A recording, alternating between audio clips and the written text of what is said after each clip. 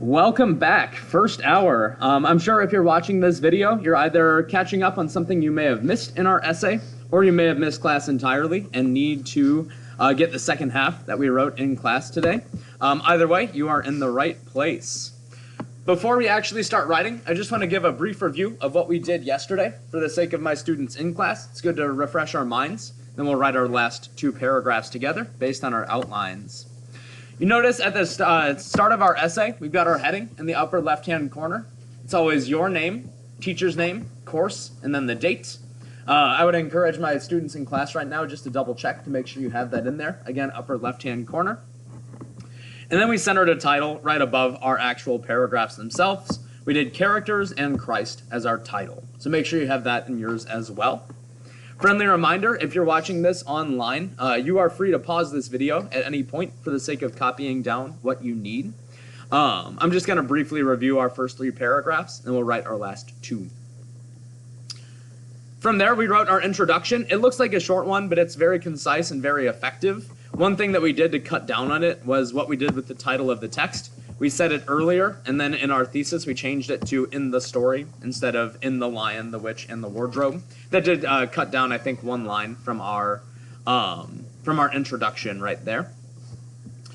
We are trying to prove that C.S. Lewis uses characters to show that Jesus Christ can forgive sins. So from there, what we did is we wrote a paragraph about Edmund's character. We have a really nice direct quote right there from page 84 from what Mr. Beaver says. We also wrote a nice paragraph about Aslan as a character as well. There we used a paraphrase instead. And we'll need to check our outline to see what we need to add next. So I think I'm going to leave a little bit of our last paragraph open just for the sake of my students in class if they need to double check their last few sentences. As we move on together today, we're just going to move on to the next line. I will say as well, if anyone in class needs more paper, that is, you've run out on your own, I do have some on the computer cart in our classroom. Feel free to grab more if you need it. Notice that when I start a new line, I indent once again. A nice little trick there is to use your thumb or two fingers if you need to give yourself some space to indent your next paragraph. Let's see who we're writing about next. Lastly, the witch is another crucial character in this novel, so we decided to talk about the White Witch next. Let me ask you guys first hour, should I call her the witch right here or the White Witch? Oh, the White Witch? Okay. That gives a little more detail right there. Let that be a little reminder that what you do in outlining can always be changed later when you're drafting as well. That is our topic sentence for our next paragraph. I'll have you guys copy that down for a moment just as I grab the rest of our evidence and commentary, just like yesterday. And don't mind me, just like yesterday, what I'm doing, because I have the ability to copy-paste on my computer here, is I'm just copying in big sections of the outline and then cutting down on them from there. So you can still copy down that topic sentence. I'm just going to piece together our evidence and commentary. And correction, y'all, it looks like this is going to bring us onto our second page, actually. We're already at about 350 words in our essay, which is awesome. That's about as long as how college application essays go at the minimum. Let me leave this up on screen for a little bit so you guys can get your topic sentence and evidence done. We'll put all of our commentary together in just a moment here. Once again, on video, feel free to pause this at any point for the sake of copying. I will have to cut out some sections as I help my students in class. Again, it does go onto a second page, so it's going to cut off that little bit right there. And let me keep piecing together some commentary.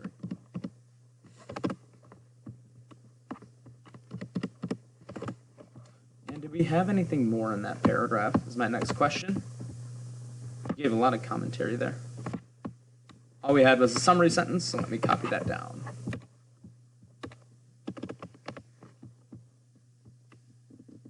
Actually going to go back up for a little bit here. Because one thing I like to do when it comes to paragraphing is read them back out loud, just to make sure that everything makes sense.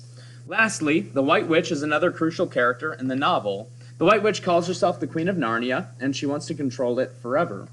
On pages 38-39, she tells Edmund that she will make him a prince if he brings his siblings to her. As mentioned earlier, she has Edmund under her spell. The witch is lying to him, but Edmund cannot see this because of the magic. The witch is actually a symbol for the devil, who convinces people to believe such lies. Edmund, like the rest of Narnia, also needs rescuing from the witch. We should have some leftover time today that if I need to go back to earlier parts of the essay, we can. This is the rest of that paragraph, if you need it.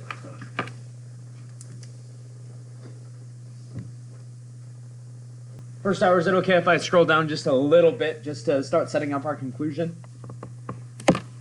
Once again, please let me know if I'm ever going too fast for us here. I will leave the rest of that paragraph up. I just had to move down. Our conclusion is a separate paragraph, so again, move on to the next line. And I'm just going to copy from our outline again. One thing I would note, our conclusion is one that I wrote for you guys during our last virtual lesson last Tuesday. If you happen to miss this in your outline, please make sure you're following along super closely today, because I know you don't have this on your own. Those of you who did this on your own last Tuesday, you're at a little bit of an advantage here. I'm just going to copy down the whole thing. We will need to work together to get a couple of summary sentences written. I did write a conclusion that works well for all of my classes, so it might feel a little general for now. We will fix that together. Let me just piece this together here. Once again, we will have to do some summary sentence work together here. I do have a final thought.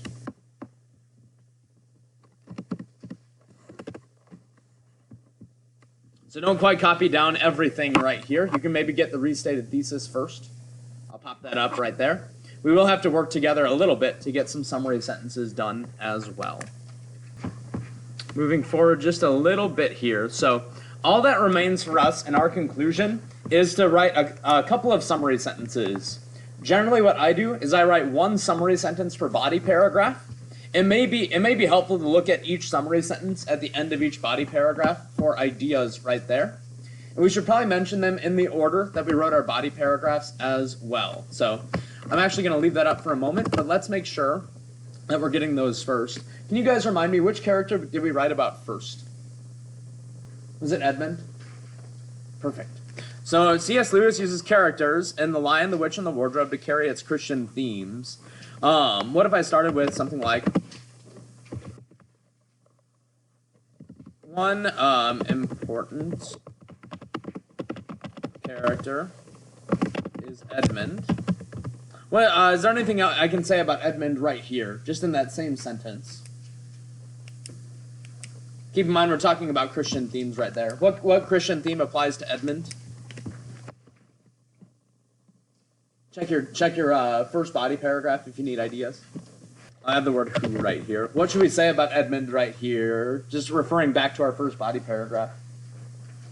I had one more word for you guys. Who needs what?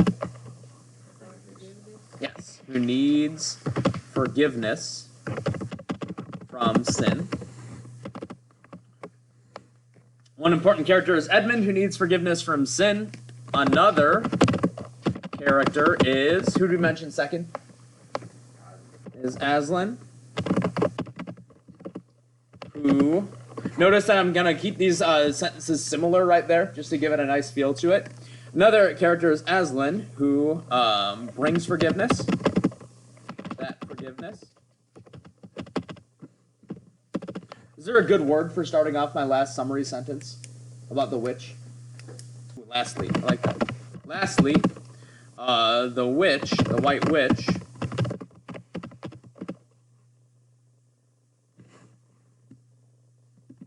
lastly, there is the white witch, who, what should I say about the white witch right here? Oh, wait, I can look at that paragraph right now. What did we say? The witch is actually a symbol for the devil, who convinces people to believe such lies. I want to describe what she did to Edmund. Is there a really good verb I can use there first hour? Ooh, yeah. Tricked Edmund in the first place. Now I can get rid of this stuff. I can get rid of the note that I left for myself. Besides reading the Bible and listening to Sunday sermons, people can hear the gospel message through such symbols and stories. Go ahead and copy down that conclusion. We will still have some time that we can proofread this essay, see if there's anything we want to change about it before we turn it in.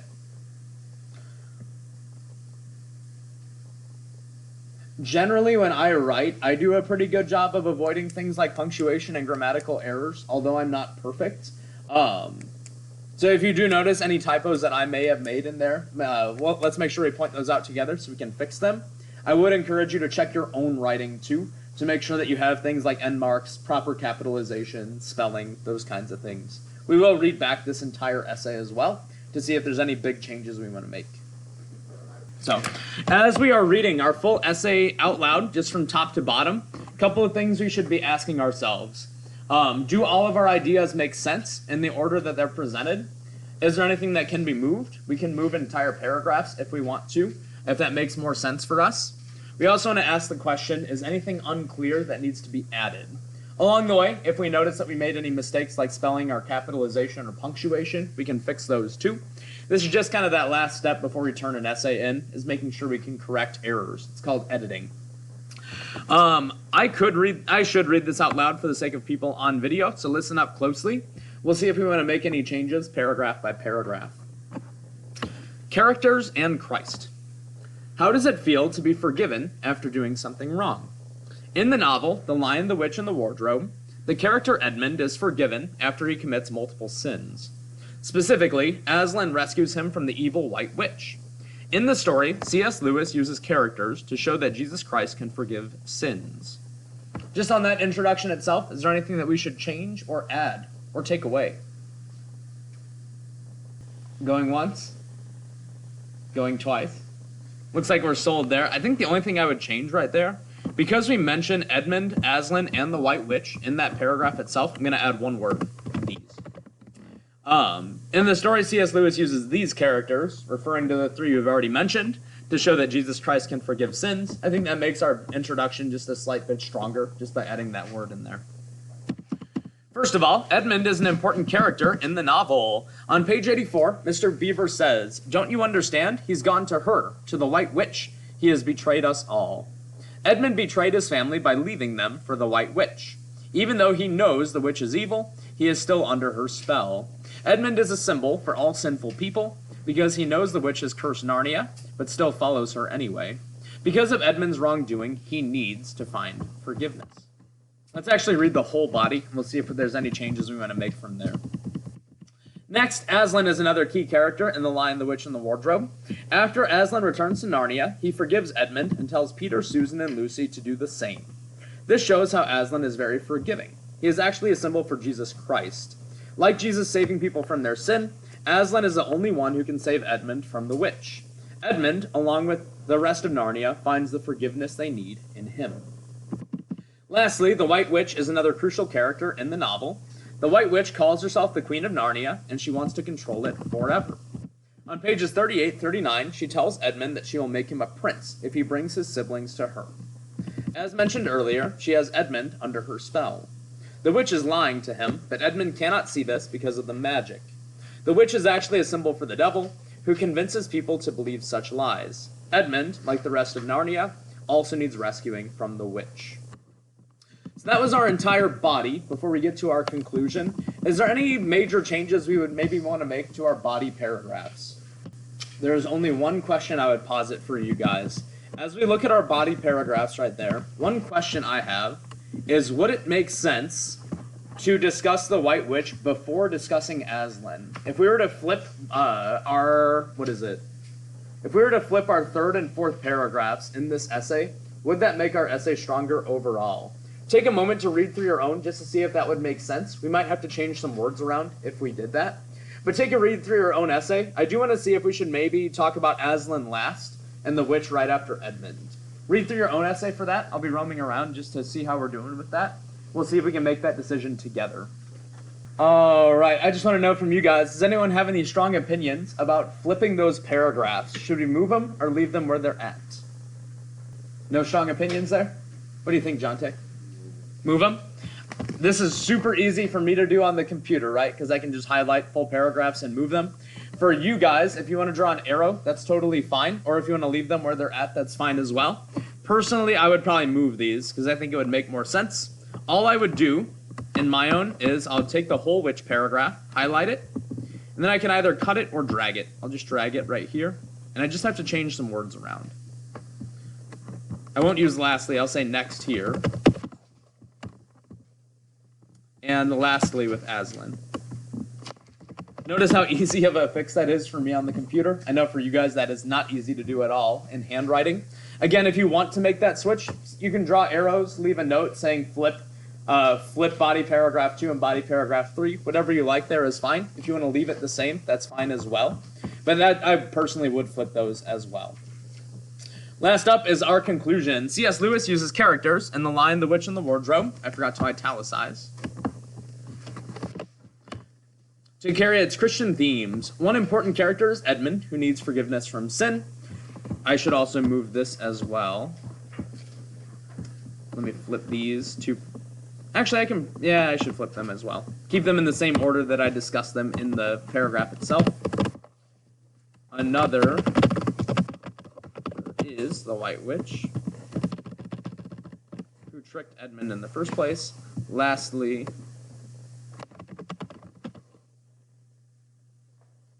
last of all is Aslan, who brings the